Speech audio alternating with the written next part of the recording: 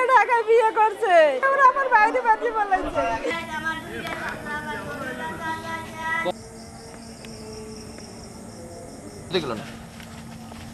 ওদিক দাঁড়িয়ে রয়েছে ওই সাইড দিয়ে ওই সাইড দিয়ে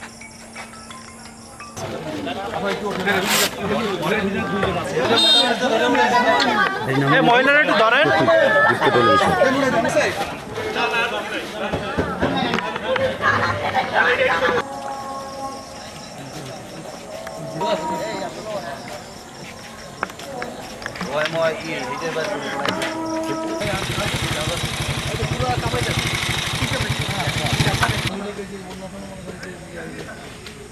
পইরা ছিল হাত পায় নাই, যখন বডি নিয়ে গেছে তখন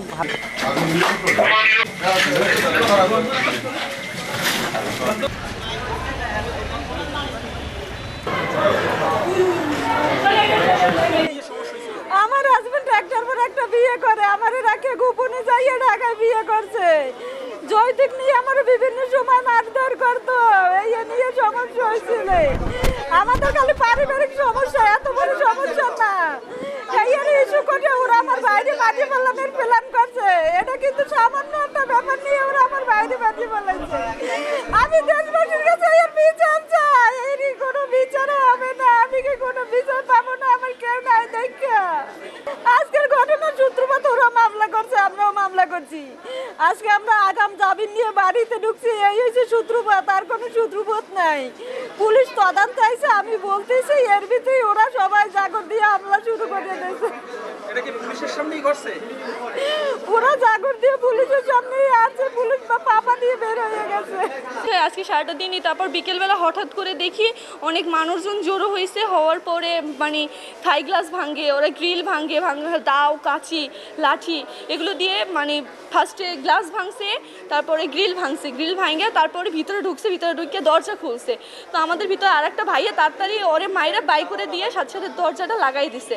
তারপরে ওরা যত থাই ছিল ঘরে সব ভাঙে ছুটছে। তারপরে ঘরের ড্রেসিং টেবিল, ওয়ার্ড্রোব, পরবর্তীতে ঘরে ঢুকে ওয়ার্ড্রোব, ড্রেসিং টেবিল সব ভাঙাচুরা করছে, কোফাকুপি করছে।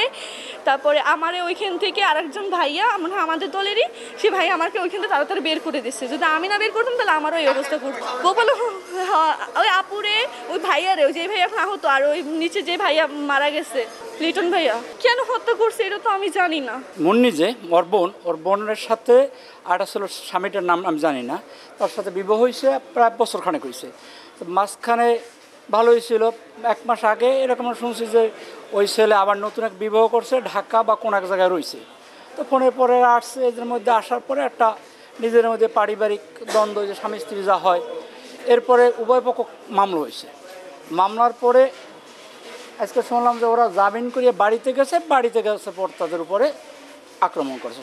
এই লিটু শুনছি আমি মারা গেছে, দেখিও নাই, শোনা কথা আর কি। আর মুন্নিরে হাসপাতাল দেখছি এবং তার ভাই লিটু সুমন, সে হাসপাতাল দেখছি ভর্তি, এবং শুনছি যে তার মা আহত,